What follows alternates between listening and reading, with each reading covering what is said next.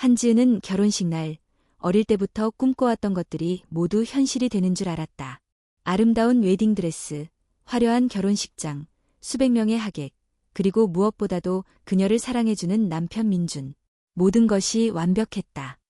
그녀는 서울에서 가장 영향력 있는 재벌가 중 하나인 한 그룹의 며느리가 되었다. 사람들은 모두 그녀를 부러워했다. 평범한 가정에서 태어난 지은이 한 그룹의 후계자인 한민준과 결혼하다니 마치 드라마 같은 이야기였다. 하지만 그 꿈 같은 순간은 오래가지 않았다. 결혼한 지 겨우 몇 달 만에 민준은 의문의 교통사고로 세상을 떠났다. 그날의 기억은 지은의 머릿속에서 지워지지 않았다. 비 오는 밤, 전화 한 통, 그리고 병원으로 달려갔을 때 이미 싸늘하게 식어버린 민준의 시신. 경찰은 단순한 사고라고 결론 내렸지만 지은의 가슴 한켠에는 지워지지 않는 의혹이 남았다. 장례식은 차갑고 무거웠다. 한 그룹 사람들의 얼굴에선 슬픔보단 냉정함이 더 짙게 배어 있었다. 특히 민준의 여동생인 한서연은 대놓고 지은을 무시하는 눈빛을 숨기지 않았다. 넌 여기 있을 자격이 없어. 서연의 눈빛은 그렇게 말하고 있었다. 장례식을 마친 후 지은은 한 그룹의 대저택으로 돌아왔다. 이제 그녀에게 남은 것은 거대한 집, 차가운 벽, 그리고 텅 빈 마음뿐이었다. 민준 없이 이 집은 더 이상 집이 아니었다. 며느리가 아닌 마치 남의 집에 얹혀 사는 사람처럼 느껴졌다. 한서연은 매일같이 지은을 향한 경멸을 숨기지 않았다. 집안 사람들 역시 조용히 지은을 외면했다. 더 이상 버틸 수 없다고 생각한 어느 날 한태욱 회장, 민준의 아버지가 지은을 불렀다. 서재 문을 열고 들어갔을 때 회장은 창밖을 바라보고 있었다. 넓은 어깨와 단단한 뒷모습, 그리고 감정을 읽을 수 없는 차가운 표정. 지은아, 그는 처음으로 그녀의 이름을 불렀다. 네, 지은은 긴장한 채 대답했다. 그는 천천히 돌아서며 말했다. 내가 이 집에 계속 남으려면 조건이 있어. 지은은 가슴이 철렁 내려앉았다. 이미 사람들의 시선과 집안의 차가운 분위기에 지쳐 있었지만 이제 조건까지 내걸다니. 무슨 조건이요? 그녀의 목소리는 떨렸다. 나와 결혼해. 순간 시간이 멈춘 듯했다. 뭐라고요? 정확히 말하면 법적으로 형식적인 혼인신고만 하면 돼. 그래야 이 집안 체면도 지킬 수 있고 괜한 소문도 막을 수 있어. 지은은 숨이 막혔다. 민준이 죽은 지 얼마나 됐다고. 이제 그녀를 남편의 아버지와 결혼시키겠다고? 그럴 수 없어요. 그녀는 고개를 저었다. 그럼 내가 선택해. 이 집에서 나가면 넌 아무것도 없어. 한 그룹의 이름도, 재산도, 보호도. 세상은 내가 한 그룹에서 버림받은 여자라고 손가락질할 거야. 그의 말은 사실이었다. 이미 언론은 그녀를 둘러싼 루머로 가득했고 밖으로 나가는 순간 더 큰 수치와 비난이 따를 것이 분명했다. 생각할 시간을 주세요. 지은은 도망치듯 서재를 나왔다. 그리고 자신의 방으로 돌아와 침대에 쓰러졌다. 눈을 감으려 해도 심장은 쿵쿵거렸다. 머릿속은 복잡했다. 그때 갑자기 배에서 미세한 통증이 느껴졌다. 며칠 전부터 이상하게 몸이 피곤하고 울렁거렸던 이유가 떠올랐다. 혹시 지은은 바로 약국으로 향해 임신 테스트기를 샀다. 2줄. 순간 눈물이 터졌다. 그녀의 뱃속에는 민준의 아이가 있었다. 아직 아무에게도 말하지 않았다. 하지만 이 아이가 그녀에게 선택의 여지를 주지 않았다. 집을 나가서 모든 걸 잃는다면 뱃속의 아이도 안전하지 않을 것이다. 그녀는 거울 앞에 섰다. 창백한 얼굴, 붉은 눈가, 그리고 점점 또렷해지는 결심. 다음 날 아침, 지은은 서재로 다시 향했다. 한태욱 회장은 여전히 냉정한 표정으로 그녀를 바라봤다. 생각해봤어? 지은은 천천히 고개를 끄덕였다. 네, 결혼하겠습니다. 그 순간 회장의 입꼬리가 아주 잠깐, 거의 보이지 않게 올라갔다. 지은의 선택으로 그녀의 운명은 다시 한번 뒤바뀌기 시작했다. 하지만 그녀는 아직 몰랐다. 이 선택이 얼마나 깊은 어둠과 위험을 동반하는지, 이 집안의 비밀이 어디까지 얽혀 있는지, 그녀가 발을 들인 이 길이 얼마나 위험한 함정으로 가득한지를. 그리고 무엇보다 그녀 뱃속의 아이가 한 그룹의 균열을 더 깊게 파고들 거라는 사실을. 어두운 구름이 몰려오는 것처럼 한 그룹의 저택 위로 또 다른 비극의 그림자가 들이오고 있었다. 지은의 결혼식은 그렇게 누구의 축복도 없이 차가운 서류 한 장으로만 마무리되었다. 그녀의 웃음은 사라졌고 심장은 싸늘해졌다. 한 그룹. 그 이름 뒤에 숨겨진 진실을 파헤치는 여정이 이제 막 시작되었다. 끝. 한지은은 한태욱 회장과의 형식적인 결혼 이후 한 그룹 대저택의 법적 주인이 되었지만 실상은 달라진 것이 하나도 없었다. 아니, 어쩌면 더 나빠졌다. 이제 그녀를 향한 사람들의 시선은 노골적인 경멸과 의심으로 가득했다. 특히 한서연은 하루가 멀다 하고 지은을 향해 날카로운 눈빛을 쏘아댔다. 언니, 이제 남편도 없는데 아버지한테 기대서 살아남겠다는 거야? 정말 대단하네. 서연의 말투엔 조롱과 비웃음이 가득했다. 지은은 대꾸하지 않았다. 더 이상 말로 싸우는 것은 무의미했다. 대저택은 넓고 화려했지만 그 안에 머무는 사람들의 관계는 차갑고 뒤틀려 있었다. 각자의 속셈과 비밀이 얽혀 웃음 뒤엔 언제나 불편한 기류가 흘렀다. 결혼식이 끝난 지 일주일 뒤 지은은 자신이 머물 방으로 돌아왔다. 하지만 이상하게도 그녀의 방은 신혼부부가 사용하는 침실이 아니었다. 고급스러운 가구와 장식이 가득했지만 그 방은 마치 게스트룸처럼 차갑고 비인간적이었다. 그녀는 조심스럽게 집안의 분위기를 살폈다. 아무도 그녀를 아내로, 며느리로 받아들이지 않았다. 사람들은 마치 그녀가 없는 것처럼 행동하거나 필요 이상으로 경계했다.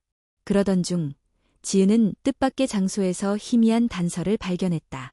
회장의 서재 옆 작은 창고 같은 공간. 우연히 문이 열린 틈으로 안에 쌓인 상자들을 볼 수 있었다. 그녀는 호기심을 억누르지 못하고 조심스럽게 안으로 들어갔다. 먼지가 가득한 공간, 쌓여있는 상자들 사이에서 그녀는 하나의 오래된 나무 상자를 발견했다.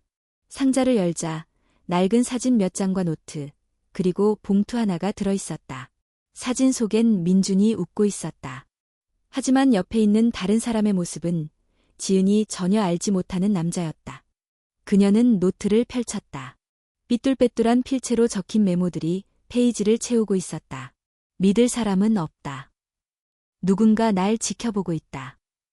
이 계약서에 서명하면 모든 게 끝난다. 난 절대 서명하지 않을 것이다. 지은의 심장은 두근거리기 시작했다. 민준이 무엇을 두려워했는지, 왜 그렇게 불안해했는지 조금씩 퍼즐이 맞춰지는 느낌이었다. 그녀는 마지막으로 봉투를 열었다. 안에는 한 장의 편지가 들어있었다. 지은아, 만약 이 편지를 읽고 있다면 난 이미 이 세상에 없겠지. 내가 했던 선택들이 결국 나를 이렇게 만들었어. 하지만 넌 진실을 알아야 해, 우리 가족. 아니, 이 집안엔 숨겨진 비밀이 있어. 절대 겉모습에 속지 마. 그리고 제발, 우리 아기를 지켜줘. 지은은 그 자리에서 무릎을 꿇고 울음을 터뜨렸다. 민준이 자신의 죽음을 어느 정도 예감하고 있었다는 사실이 너무도 충격적이었다. 그날 밤, 지은은 한잠도 이루지 못했다. 머릿속에선 민준의 목소리와 편지 속 문장이 계속 맴돌았다. 다음 날 아침, 지은은 부엌으로 내려갔다. 주방에선 윤 아주머니가 조용히 식사를 준비하고 있었다. 윤 아주머니. 지은의 부름에 그녀는 놀란 듯 고개를 돌렸다. 무슨 일이에요, 사모님? 민준 오빠가 그때 사고, 정말 단순한 사고였을까요? 윤 아주머니의 얼굴이 순간 굳어졌다. 그녀는 아무 말 없이 고개를 숙였다. 혹시 무슨 비밀이라도 아세요? 지은의 목소리는 간절했다. 윤 아주머니는 주위를 둘러본 뒤 아주 작은 목소리로 말했다. 이 집안에선 알고 싶지 않은 것도 많아요. 전 알아야겠어요. 민준 오빠가 죽기 전에 두려워했어요. 뭔가를 숨기고 있었어요. 그럼 조심해야 해요. 이 집안의 비밀을 파헤치려다 다치는 사람이 얼마나 많았는지 몰라요. 그 순간 한서연의 목소리가 뒤에서 들려왔다. 뭘 그렇게 비밀스럽게 얘기해? 서연은 팔짱을 끼고 주방문에 기대 서 있었다. 지은은 당황을 숨기며 말했다. 그냥 건강관리 얘기 좀 했을 뿐이에요. 그런 거 신경 쓸 시간에 아빠 마음이나 잘 관리해. 그쪽 자리도 언제까지 갈지 모르잖아. 서연의 입가엔 의미심장한 미소가 번졌다. 그날 밤 지은은 다시 서재로 향했다. 이번엔 아예 철저히 조사를 하기로 마음먹었다. 그녀는 서재의 책장, 서랍, 파일들을 꼼꼼히 살폈다. 그리고 마침내 민준이 거부했던 계약서의 복사본을 발견했다. 한 그룹 소유권 이전 계약서. 서명란에 민준의 이름은 비어 있었다. 지은의 손이 떨렸다. 민준이 이 계약을 거부했기에 죽음을 맞이한 것일까? 그녀는 뒤돌아보며 조용히 말했다. 민준 오빠, 걱정 마요. 전 절대 포기하지 않을 거예요. 그러나 그녀는 아직 몰랐다. 이 집안의 비밀은 단순한 재산 다툼을 넘어서는 훨씬 더 어두운 진실을 품고 있다는 것을. 그리고 그 진실을 파헤치는 순간 그녀 자신의 생명도 위태로워질 것이라는 사실을. 끝.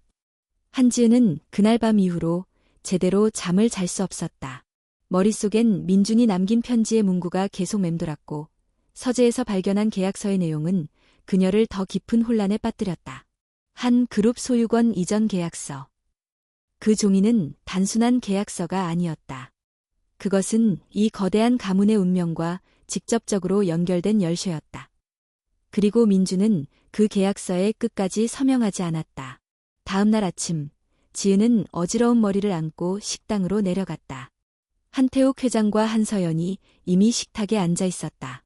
조용한 아침 분위기 속에서 수저 소리만 울렸다. 잠을 못 잤나 보군. 회장이 입을 열었다. 지은은 조심스럽게 고개를 끄덕였다. 조금 생각이 많아서요. 한서연은 비웃듯 고개를 저었다. 그럴 시간이 있으면 아버지의 기대에 부응할 방법이나 고민하지 그래. 그 말에 회장은 묘한 미소를 지었다. 서연아. 짧은 부름에 서연은 입을 다물었다. 하지만 그 표정엔 여전히 경멸이 가득했다. 지은은 식사를 마치고 다시 방으로 돌아왔다. 뱃속의 아이는 이제 점점 존재감을 드러내고 있었다. 그녀는 뱃속을 조심스럽게 쓰다듬으며 속삭였다. 걱정 마. 엄마가 꼭 이 집의 진실을 밝혀낼 거야. 그날 오후, 지은은 다시 윤 아주머니를 찾았다. 아주머니, 민준 오빠가 죽기 전에 뭔가를 두려워했어요. 그리고 그 이유가 분명 이 집안과 관련이 있어요. 윤 아주머니는 잠시 망설이다가 고개를 숙였다. 사모님, 너무 깊게 파헤치지 마세요. 이 집안의 비밀은 생각보다 훨씬 위험해요. 뱃속에 민준 오빠의 아이가 있어요. 그 말에 윤 아주머니의 눈이 커졌다. 정말이에요? 지은은 천천히 고개를 끄덕였다. 그래서 더 이상 숨을 수도 도망칠 수도 없어요. 윤 아주머니는 깊은 한숨을 내쉬었다. 그리고 조용히 입을 열었다. 저도 다 아는 건 아니에요. 하지만 하나는 확실히 말씀드릴 수 있어요. 한태욱 회장은 가족을 위해서라면 무슨 짓이든 할 사람이에요. 그게 무슨 뜻이에요? 그분은 자신의 가족, 자신의 피가 아닌 존재를 절대 용납하지 않아요. 그 말에 지은은 등골이 서늘해졌다. 그날 밤, 지은은 또다시 서재로 향했다. 이번에는 좀 더 철저히 구석구석을 뒤졌다. 그리고 한 구석, 책장 뒤에서 작은 서랍을 발견했다. 그 안엔 오래된 사진 몇 장과 병원 진료 기록 같은 서류들이 들어있었다. 지은은 서류를 펼쳐 읽기 시작했다. 그 안에는 믿을 수 없는 사실이 적혀 있었다. 민준의 출생신고서, 그리고 친자 확인서. 그녀는 손을 떨며 문서를 훑었다. 한민준, 생모, 김지영, 생부, 기록 없음. 그 옆엔 또 다른 서류가 있었다. 한민준, 친자 확인 결과, 김지영의 아들, 생물학적 부는 이성현. 지은의 머릿속이 새하여졌다. 그 이름은 낯설었지만 직감적으로 그가 이 집안과 깊게 얽혀 있다는 걸 느꼈다. 그 순간 문밖에서 인기척이 들렸다. 지은은 재빨리 서류를 정리하고 숨을 죽였다. 문이 조심스럽게 열렸다. 한서연이었다. 서연은 방 안을 둘러보다 지은과 눈이 마주쳤다. 언니, 이런 데서 뭘 하고 있어? 지은은 평정심을 유지하려 애썼다. 그냥 정리 좀 하려고요. 서연은 의미심장하게 웃었다. 정리, 오빠의 죽음도 그렇게 정리할 수 있으면 좋겠네. 그 말에 지은의 눈빛이 흔들렸다. 서연은 다가와 그녀의 귓가에 속삭였다. 오빠가 왜 죽었는지 정말 알고 싶어? 지은은 숨을 삼켰다. 그게 무슨 뜻이에요? 서연은 씩 웃으며 방을 나섰다. 곧 알게 될 거야. 내가 이 집에 계속 남아있는 한. 지은의 손은 여전히 떨리고 있었다. 방금 본 문서와 서연의 태도, 그리고 민준의 편지. 퍼즐 조각들이 하나둘 맞춰지고 있었지만 전체 그림은 여전히 보이지 않았다. 그날 밤 지은은 방 안에서 혼잣말을 했다. 이성현. 그 사람이 열쇠야. 민준 오빠의 아버지, 그리고 이 집안에 숨겨진 진실. 그녀는 결심했다. 진실을 밝히기 전까지 절대 물러서지 않겠다고. 그리고 무엇보다 뱃속의 아이를 위해서라도 반드시 이 가문의 어두운 비밀을 끝까지 파헤치겠다고. 끝. 한지은은 밤새 뒤척이다. 결국 새벽녘에야 잠에 들었다.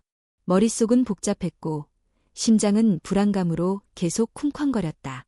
그녀는 분명히 확신했다.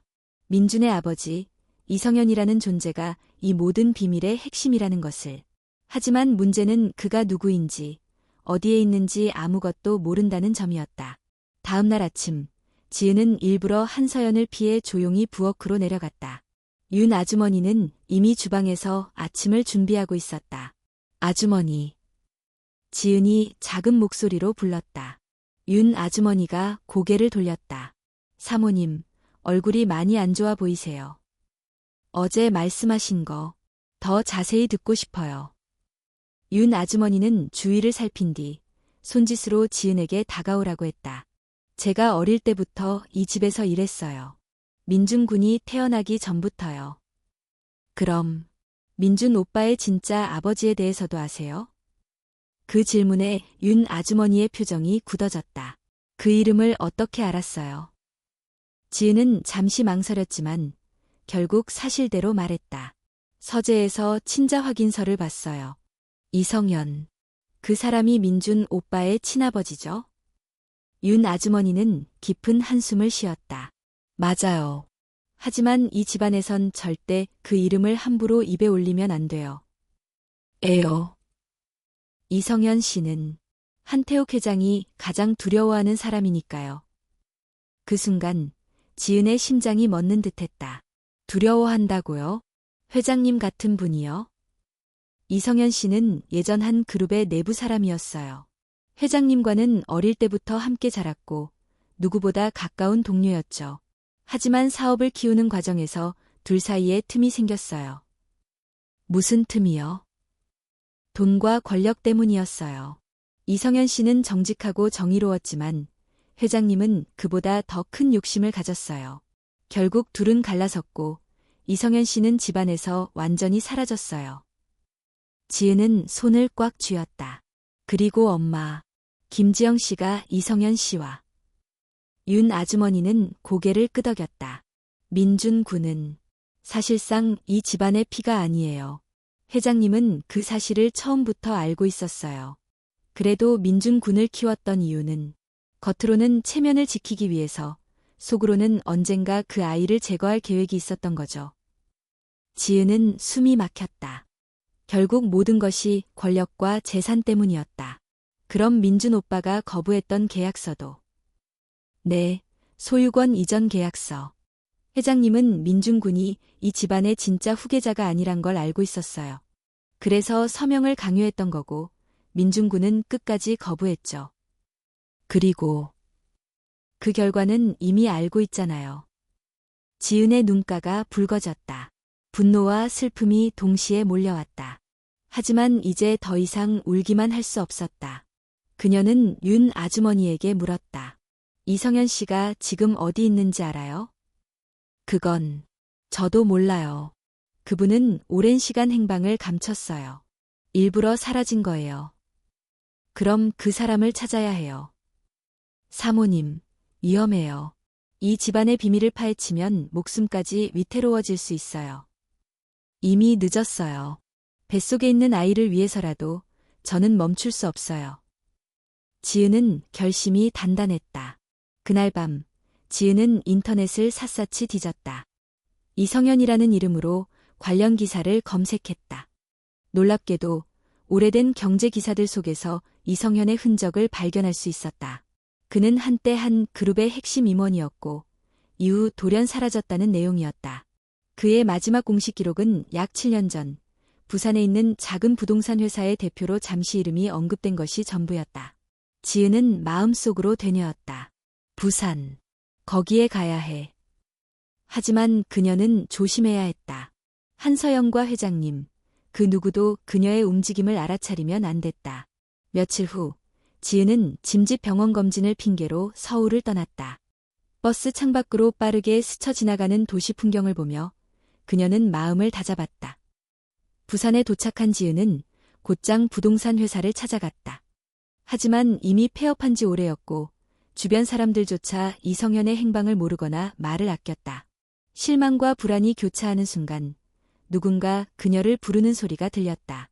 지은 씨, 맞습니까? 낯선 남자의 목소리였다. 지은이 고개를 돌리자 검은 정장을 입은 키 큰 남자가 서 있었다. 그는 조심스럽게 명함을 내밀었다. 이상현, 법률 대리인.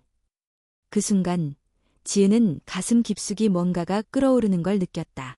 이성현 씨와 어떤 관계세요? 남자는 잠시 그녀를 바라보다 천천히 말했다. 제 아버지입니다. 지은의 눈이 크게 열렸다. 민준 오빠의 이복형입니다. 그 말에 지은의 숨이 막혔다. 새로운 퍼즐 조각이 하나 더 맞춰지는 순간이었다. 이상현은 잠시 말을 멈추더니 조용히 봉투 하나를 꺼냈다. 민준 씨가 남긴 마지막 편지입니다. 원래 지금쯤 당신 손에 전달됐어야 했어요. 지은의 손이 떨렸다. 그녀는 봉투를 받아들었다. 새로운 진실을 마주할 순간이었다. 끝. 한지은은 손에 쥔 봉투를 바라보며 숨을 삼켰다. 떨리는 손끝으로 봉투를 열자 그 안에는 익숙한 필체로 적힌 편지 한 장이 들어있었다. 지은아, 만약 이 편지를 읽고 있다면 난 더 이상 내 곁에 없겠지. 미안해. 난 끝까지 널 지켜주지 못했어. 하지만 내가 진실을 모른 채 혼자 남겨지는 것만은 막고 싶었어. 이 집안은 겉으론 화려해도 안은 썩어 있어. 아버지라 불리는 한태욱 회장은 내 진짜 아버지가 아니야. 그 사람은 내 존재를 이용해 체면을 지키고 결국 날 없애려 했어. 너도 알겠지만 이성현, 내 진짜 아버지야. 그 사람은 오래전부터 이 집안의 더러운 비밀을 알고 있었고 그걸 바로잡으려 했어.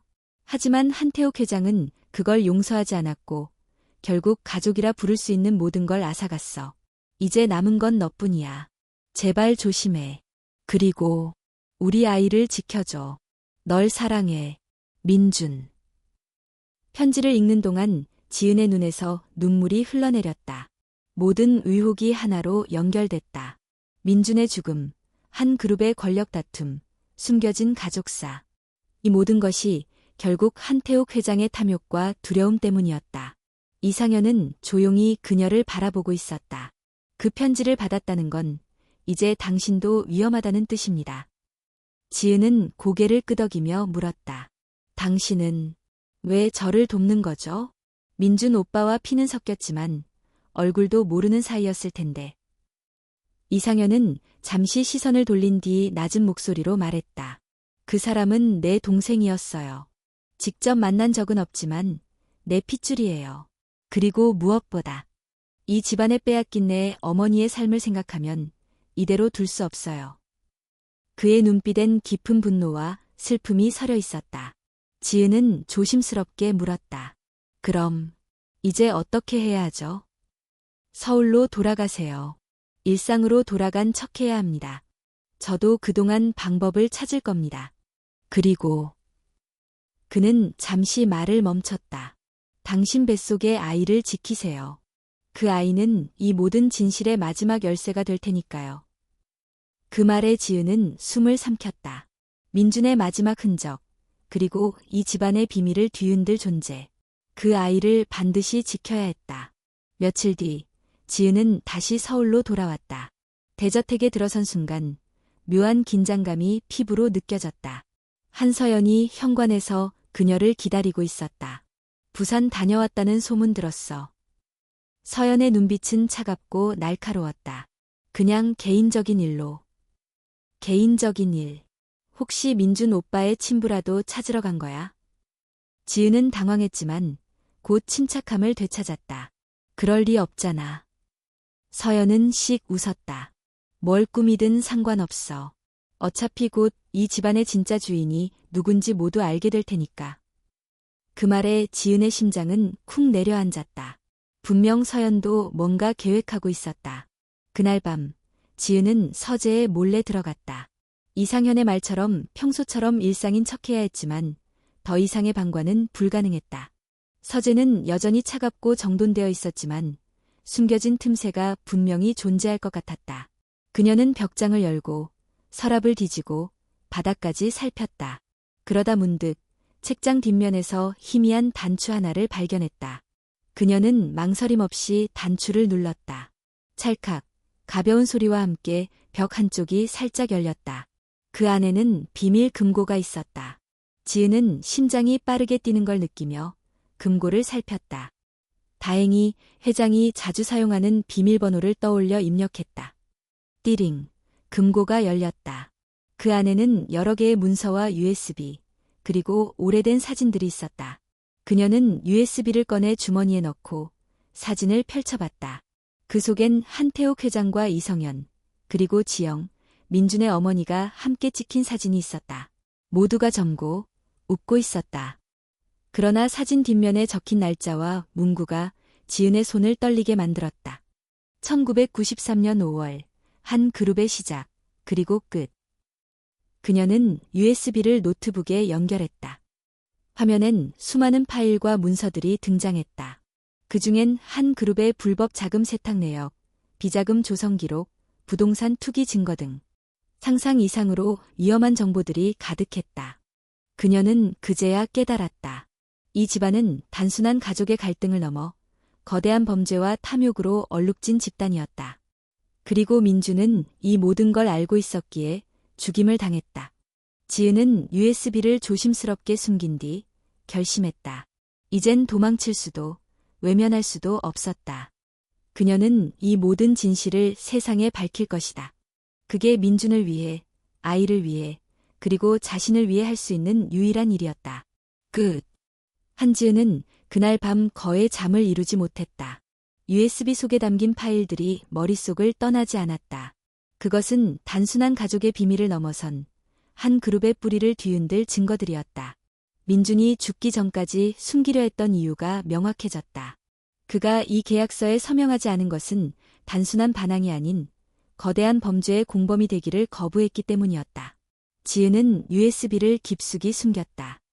이걸 잘못 다루면 자신뿐 아니라 뱃속의 아이까지 위험해질 게 분명했기 때문이다. 다음 날 아침, 거실에 내려가자 한서연이 소파에 앉아 있었다. 그녀는 여유로운 표정으로 차를 마시며 지은을 바라봤다. 좋은 아침이네, 언니. 네. 지은은 최대한 평온한 척 대답했다.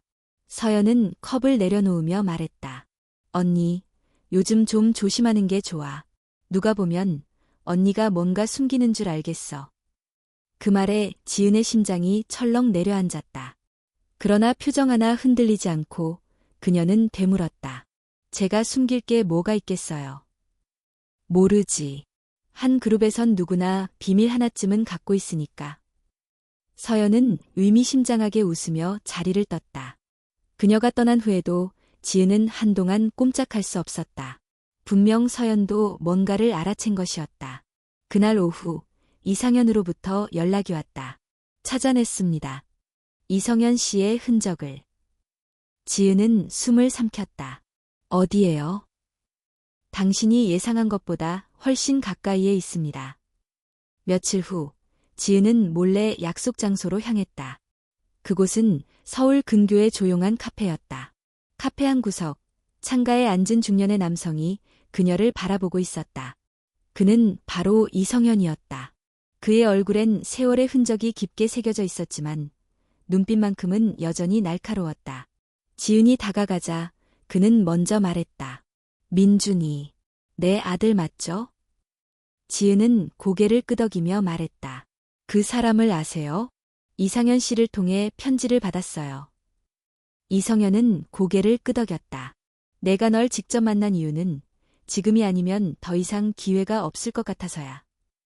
회장님이, 한태욱 씨가 민준 오빠를 죽였어요. 이성현의 표정이 굳어졌다. 정확히 말하면 한태욱과 그의 딸 한서연, 둘 다 공범이지. 지은은 그제야 모든 퍼즐이 맞춰지는 걸 느꼈다. 서연 씨도? 그 아이는 어릴 때부터 아버지를 닮았어. 집안의 모든 걸 지키기 위해서라면 무엇이든 하는 사람이지. 이성현은 잠시 말을 멈추더니 조용히 말했다. 넌 지금 매우 위험한 상황이야. 하지만 동시에 이 집안의 약점이기도 해. 저요? 너의 존재, 그리고 뱃속의 아이. 그 아이는 한 그룹을 완전히 무너뜨릴 수 있는 열쇠야. 그 말에 지은은 배를 감싸쥐었다. 이제 더는 뒤로 물러설 곳도 도망칠 곳도 없다는 걸 깨달았다. 이성현은 작은 서류 봉투를 건넸다. 여기엔 한 그룹의 불법 자금 흐름과 회장의 개인 비리 내역이 담겨 있어. 내가 결정해야 해 세상에 알릴지 아니면 침묵할지. 지은은 봉투를 꽉 쥐었다. 그녀의 선택 하나가 한 그룹의 운명을 바꿀 것이었다. 그날 밤 지은은 대저택으로 돌아왔다. 한서연은 마치 그녀가 어디를 다녀왔는지 이미 알고 있다는 듯 쳐다봤다. 어디 좋은데 다녀왔어? 그냥 바람 좀 쐬었어요. 몸 조심해. 요즘 세상 험하니까. 서연은 쓴웃음을 남기고 방으로 올라갔다. 지은은 자신의 방으로 돌아와 이성현이 준 서류를 꺼냈다. 그 안엔 구체적인 계좌번호, 가짜 법인 이름, 비자금 흐름도까지 상세히 정리되어 있었다. 그녀는 떨리는 손으로 문서들을 정리하며 속삭였다. 민준 오빠, 저 혼자 안 싸워요. 우린 끝까지 갈 거예요. 며칠 후 이상현과 함께 그녀는 기자를 만났다. 익명의 제보자 신분으로 모든 자료를 넘기기로 한 것이다. 기자는 처음엔 의심했지만 서류의 신빙성과 증거의 양을 확인한 뒤 표정이 굳어졌다.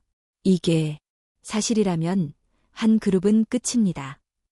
지은은 고개를 끄덕였다. 그럴 준비가 되어 있어요. 위험해질 겁니다. 각오하셔야 해요. 이미 각오했어요. 제보가 끝난 그날 밤, 지은은 대저택으로 돌아왔다. 그녀는 모든 게 끝날 때까지 아무렇지 않은 척 일상을 유지해야 했다. 하지만 창밖으로 보이는 서연의 방 불빛이 꺼지지 않는 걸 보며 그녀는 직감했다. 서연도 뭔가를 준비하고 있다는 것을.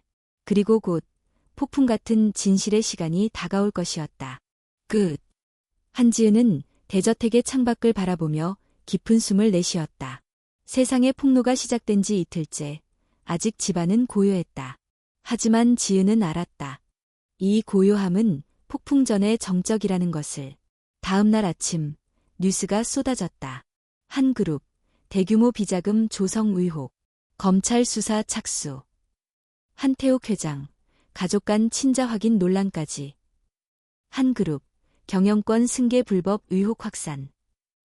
거실 TV에 흘러나오는 뉴스 속보를 바라보며 지은의 손은 자연스럽게 뱃속을 감쌌다. 그 아이를 위해서라도 이 싸움을 끝까지 끌고 가야 했다. 그때 한서연이 거실로 들어왔다. 그녀는 평소와 다름없이 단정한 옷차림이었지만 얼굴엔 분노가 가득했다. 좋아. 내가 원하는 대로 세상이 뒤집히니까 기분 좋아? 서연의 목소리는 차가웠다. 지은은 침착하게 대답했다. 내가 뭘 했는지 아는구나. 모를 리가 없지. 서연은 씩 웃으며 다가왔다. 너 진짜 대단해졌네. 몇 개월 전만 해도 남편 잃고 울기만 하던 여자가 이제는 우리 집안을 흔들어?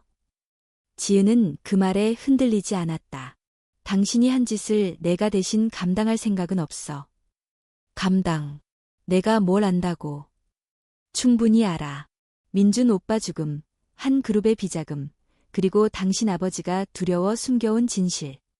서연의 표정이 일그러졌다. 그래서 진실을 안다고 뭐가 바뀌어?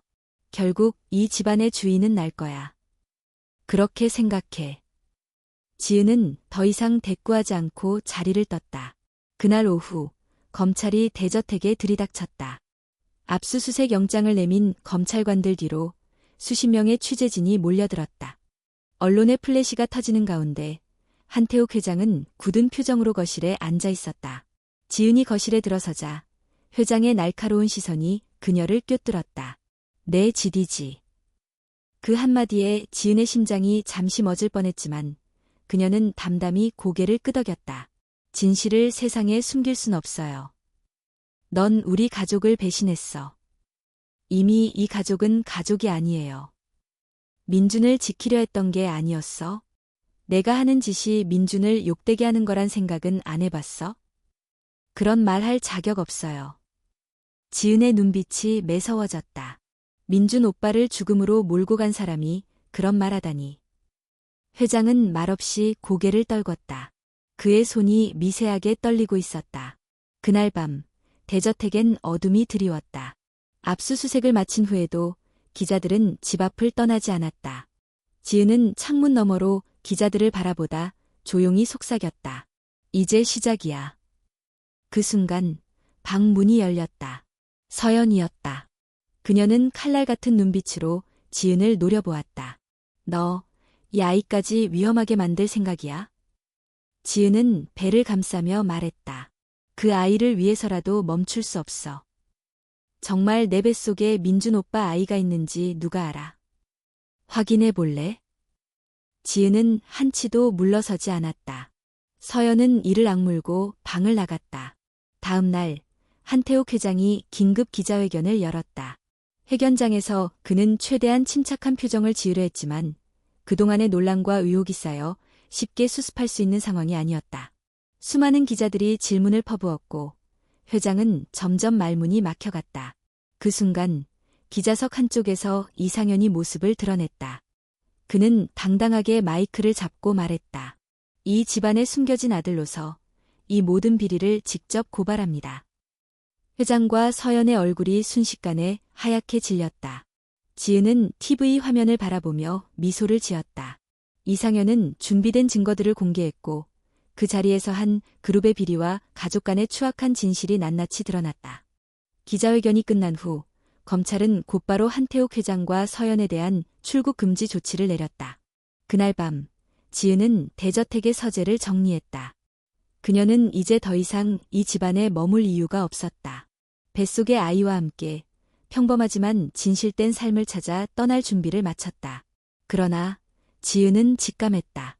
아직 끝나지 않았다. 한 그룹의 추악한 권력 싸움은 이제 시작에 불과하다는 것을.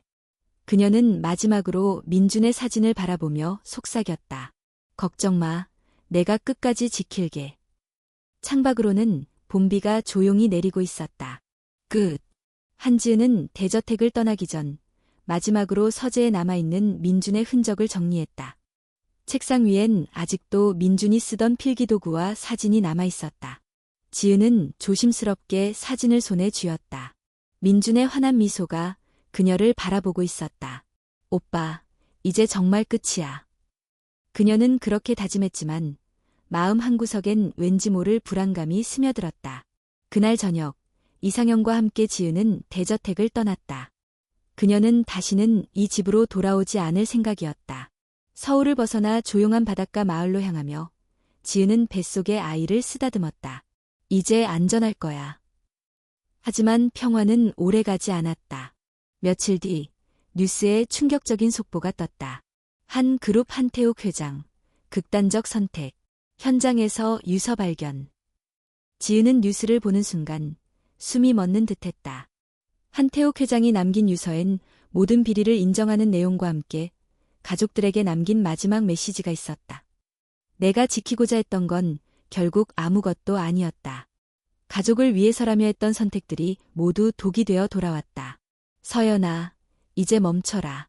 지은아, 내 뱃속의 아이만큼은 지켜줘야 한다. 지은은 눈을 질끈 감았다. 비록 많은 상처를 남겼지만 결국 한태욱 회장은 마지막 순간에 진심을 남기고 세상을 떠났다. 그러나 문제는 그로 끝나지 않았다. 서연이 사라졌다. 검찰 수사와 출국 금지 조치에도 불구하고 서연은 어디론가 자취를 감췄다. 이상현은 불안한 얼굴로 말했다. 그 아이 절대 가만히 있지 않을 거야. 며칠 뒤 지은이 머무는 바닷가 마을에도 이상한 기운이 감돌기 시작했다. 누군가 그녀를 지켜보고 있다는 느낌이 강해졌다. 밖에 나가면 낯선 차량이 멀리서 머물러 있었고 집 주변을 누비는 사람들의 시선이 심상치 않았다. 지은은 직감했다. 서연이었다. 그녀는 더 이상 숨어 있을 수 없었다. 이상현과 함께 경찰에 협조를 요청했고 자신의 신변을 보호하기 위한 조치를 취했다. 하지만 서연은 생각보다 더 치밀했다. 밤늦게 지은의 집 유리창에 돌이 날아들었다. 창문엔 피 묻은 쪽지가 붙어 있었다. 넌 절대 행복해질 수 없어. 그 필체는 명백히 서연의 것이었다. 지은의 몸은 떨렸지만 아이를 위해서도 끝까지 버텨야 했다. 이상현은 지은을 보호하기 위해 직접 주변을 경계했다. 걱정 마. 절대 내 곁을 떠나지 않을 거야. 며칠 뒤 경찰이 서연의 은신처를 찾아냈다는 소식이 들려왔다. 지은과 이상현은 경찰과 함께 그곳으로 향했다. 허름한 외곽주택, 창문엔 신문지가 덕지덕지 붙어 있었고 내부는 사람의 흔적이 거의 느껴지지 않았다. 그러나 방 한쪽 벽엔 수많은 사진과 기사들이 붙어 있었다. 모두 지은과 이상현, 그리고 민준의 사진이었다. 서연은 이미 집착과 분노로 제정신이 아니었다. 그 순간 뒤쪽에서 인기척이 들렸다. 경찰들이 곧장 방으로 들이닥쳤고 한서연이 방 구석에서 앉아 있었다. 말라버린 얼굴, 초점 없는 눈빛, 하지만 여전히 살기 가득한 표정. 서연은 지은을 보자마자 미소를 지었다. 이겼다고 생각했어? 지은은 담담히 말했다. 이 싸움에 승자는 없어. 모두 상처만 남았을 뿐이야. 그래, 넌 뱃속에 아이가 있으니까 행복할 줄 알았어. 넌 절대 그 아이랑 평범한 삶을 살 수 없어. 그렇게 생각해. 지은은 더 이상 흔들리지 않았다. 서연은 경찰에 의해 체포되었다. 구속 과정에서도 그녀는 끝까지 지은을 노려보았다. 그날 밤, 지은은 창밖의 바다를 바라보며 깊은 숨을 내쉬었다. 긴 싸움이 끝났다는 안도감과 함께 여전히 어딘가 남아있는 찝찝한 불안감. 그러나 이번엔 그녀도 지지 않았다. 그녀는 뱃속을 쓰다듬으며 다짐했다. 넌 어떤 상황에서도 안전하게 지켜줄 거야. 며칠 뒤, 지은은 서울을 완전히 떠나 새로운 도시로 이사했다. 조용한 동네, 작은 카페, 그리고 새로운 시작. 민준의 흔적을 완전히 지울 수는 없었지만 이제는 그 슬픔에만 갇혀 살지 않기로 했다.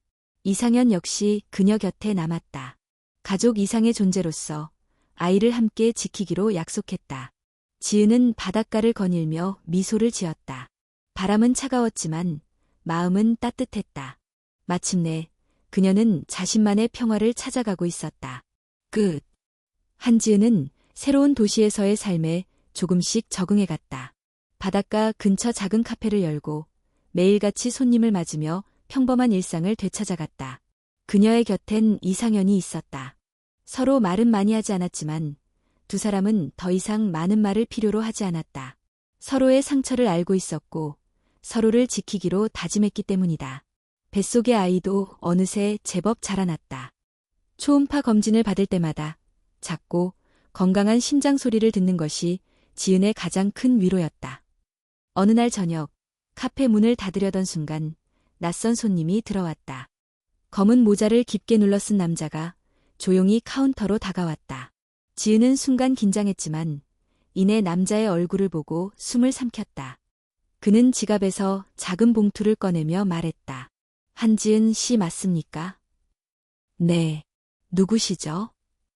한민준 씨의 친구입니다. 민준이가 남긴 마지막 부탁을 전하러 왔습니다. 지은의 손끝이 떨렸다. 그 남자는 조용히 봉투를 건넸다. 이걸 열어보면 남겨진 퍼즐의 마지막 조각을 찾을 수 있을 겁니다. 그는 더 이상 아무 말 없이 돌아섰고 곧 카페 문이 닫혔다. 지은은 떨리는 손으로 봉투를 열었다. 그 안엔 사진 몇 장과 메모, 그리고 작은 USB 하나가 들어있었다. 사진 속에는 민준과 낯선 남자가 함께 웃고 있었다. 그리고 메모엔 이렇게 적혀 있었다. 이 사람이 진짜 마지막 열쇠야. 내가 두려워서 끝까지 말하지 못했던 사람. 그를 찾으면 진실의 끝에 도달할 수 있어. 그리고 내가 나 대신 모두를 지켜줘야 해. 지은은 곧장 이상현을 불렀다. 상현은 사진을 보더니 눈을 가늘게 뜨며 말했다. 이 사람, 나도 들어본 적 있어. 한 그룹 초창기, 아버지와 한태욱 사이에서 중재 역할을 했던 사업가야. 그럼 지금 어디 있는지 알 수 있어요? 확실하진 않지만 이 사람도 한 그룹을 벗어나며 자취를 감췄다고 들었어. 하지만 살아있다면 반드시 그 흔적이 있을 거야. 그날 밤, 두 사람은 인터넷과 옛 인맥을 총동원해 수소문을 시작했다. 며칠이 지나고 드디어 단서를 찾을 수 있었다. 그 남자는 현재 제주도에서 은둔하듯 살아가고 있었다. 신분을 바꾸고 작은 수산업체를 운영하며 세상과의 연결을 끊고 살고 있었다. 지은과 이상현은 곧장 제주도로 향했다. 작은 마을, 바닷가를 따라 들어가자 허름한 건물이 눈에 띄었다. 그곳이 바로 그 남자의 작업장이었다. 지은은 조심스럽게 문을 두드렸다. 잠시 후 문이 열리고 중년의 남자가 모습을 드러냈다. 그의 얼굴엔 세월의 흔적이 깊게 남아 있었지만 날카로운 눈빛은 여전히 살아있었다. 누구십니까? 지은은 사진을 내밀며 말했다. 민준이, 제 남편이에요. 남자의 눈빛이 순간 흔들렸다. 그 아이가 결국 죽었어요. 그리고 그가 남긴 마지막 부탁을 전하러 왔어요.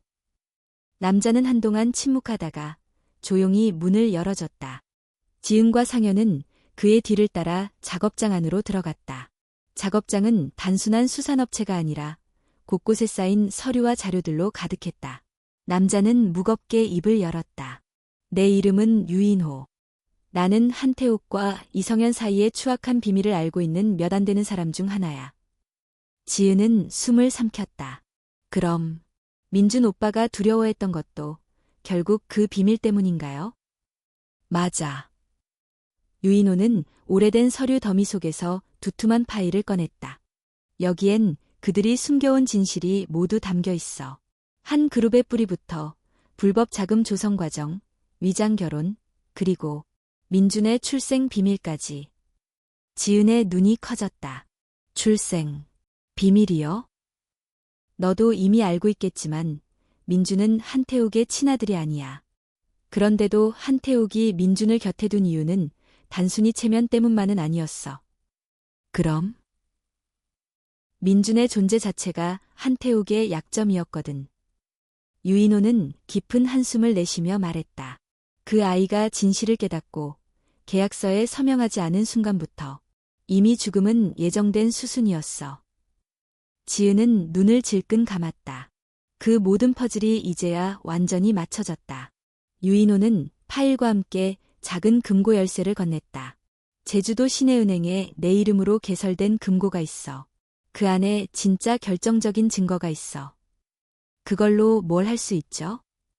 한 그룹을 완전히 무너뜨릴 수 있어. 그리고 너와 내 아이가 안전하게 살아갈 기반도 만들어줄 수 있지. 지은은 금고 열쇠를 꽉 쥐었다. 이제 선택은 그녀의 몫이었다. 눈앞에 놓인 마지막 퍼즐 조각. 그걸 끼우는 순간 모든 것이 끝날지도 모른다. 하지만 끝이라는 건 어쩌면 새로운 시작이기도 하다. 지은은 배를 감싸주며 다짐했다. 오빠, 이번엔 정말 끝내고 올게. 끝. 한지은은 금고 열쇠를 손에 쥔 채 제주 시내로 향했다. 마음속은 복잡했지만 더는 망설일 수 없었다.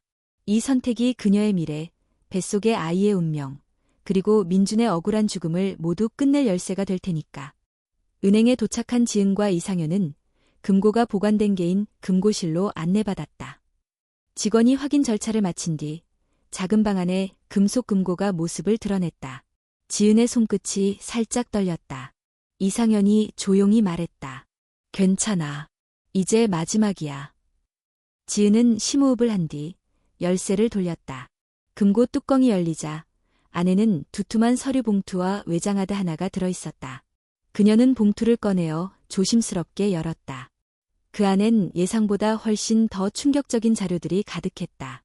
한 그룹의 불법 자금 조성 증거뿐 아니라 국내 정계와의 유착, 해외 비자금 조성, 심지어 살인 청부 정황까지 모두 기록되어 있었다. 지은은 손을 떨며 말했다. 이 정도면 이 집안을 완전히 무너뜨릴 수 있어요. 이상현도 고개를 끄덕였다. 이걸 세상에 공개하면 한 그룹은 더 이상 설 자리가 없을 거야. 그럼 우리도 더 이상 숨지 않아도 되겠죠. 그녀는 외장하드도 함께 챙겨 금고를 닫았다. 두 사람은 곧장 서울로 돌아왔다. 며칠 뒤 지은과 이상현은 변호사와 신뢰할 수 있는 언론사를 통해 모든 자료를 넘겼다. 언론은 폭발적인 특종을 준비했고 변호사는 법적 대응까지 함께 준비했다. 그리고 마침내 한 그룹의 모든 진실이 세상에 공개됐다. 뉴스는 하루 종일 한 그룹의 비리와 추악한 실체를 보도했다. 국민들은 분노했고 정부는 즉각 수사에 착수했다. 주가는 폭락했고 한 그룹은 순식간에 붕괴의 길로 접어들었다. 지은은 텔레비전 속 뉴스를 바라보며 조용히 속삭였다. 오빠, 해냈어. 그러나 그 순간 마지막 변수 하나가 남아있었다. 사라졌던 한서연이 모습을 드러낸 것이다. 그녀는 언론 인터뷰를 자처하며 자신의 모든 죄를 인정하는 듯한 태도를 보였다. 그러나 인터뷰 말미 서연은 의유의 한마디를 던졌다. 내가 모든 걸 잃은 건 결국 한지은 때문이야. 그 여자가 없었다면 민준도 살았을 거고 우리 가족도 무너지지 않았을 거야. 그 여자는 절대 평범한 삶을 살 수 없을 거야. 그 말에 지은은 차가운 소름이 돋았다. 서연은 끝까지 그녀를 증오하고 있었다. 며칠 뒤 지은은 카페로 돌아왔다. 평소처럼 문을 열고 손님을 맞았다. 사람들은 여전히 그녀를 호기심과 동정, 혹은 경계의 눈빛으로 바라봤지만 이제 그녀는 흔들리지 않았다. 뱃속의 아이가 곧 세상에 나올 준비를 하고 있었고 그녀는 이 아이만은 온전히 지켜낼 것이다. 저녁 무렵 카페 문이 조용히 열렸다. 낯선 남자가 들어왔다. 그는 평범한 옷차림에 말없이 지은을 바라보았다. 그의 손에는 작은 봉투가 들려 있었다. 지은은 본능적으로 경계했지만 그 남자는 조용히 말했다. 걱정하지 마세요. 민준 씨가 마지막으로 부탁한 게 있어서요. 지은은 숨을 삼켰다. 남자는 봉투를 내려놓고 고개를 숙인 뒤 조용히 사라졌다. 지은은 봉투를 열었다. 그 안엔 오래된 사진 한 장과 작은 쪽지가 들어있었다. 사진 속엔 민준과 지은이 함께 웃고 있었고 뒷면엔 이렇게 적혀 있었다. 지은아, 언젠가 이 모든 게 끝나면 꼭 행복해져. 내가 행복해야 나도 편히 쉴 수 있어. 그리고 우리 아이. 그 아이가 이 세상에서 누구보다 당당하게 살아가게 해줘. 사랑해. 지은의 눈가가 붉어졌다. 그녀는 뱃속을 감싸주며 속삭였다.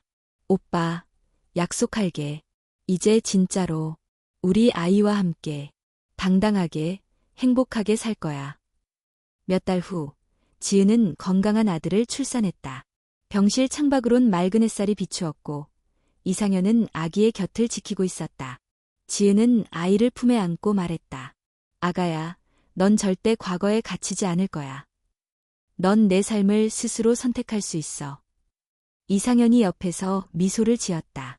이 아이 이름 정했어? 지은은 고개를 끄덕이며 대답했다. 한빛. 세상을 밝히는 빛이 되라고. 병실에 평화로운 미소가 번졌다. 긴 시간의 상처와 고통은 여전히 완전히 사라지지 않았지만 이제 그들은 새로운 시작을 선택했다. 그 누구의 그림자도 없이, 그 어떤 두려움도 없이 지은과 한빛, 그리고 이상현은 스스로의 삶을 걸어나갈 것이다. 그렇게 긴 복수와 진실의 끝엔 마침내 평화와 희망이 찾아왔다.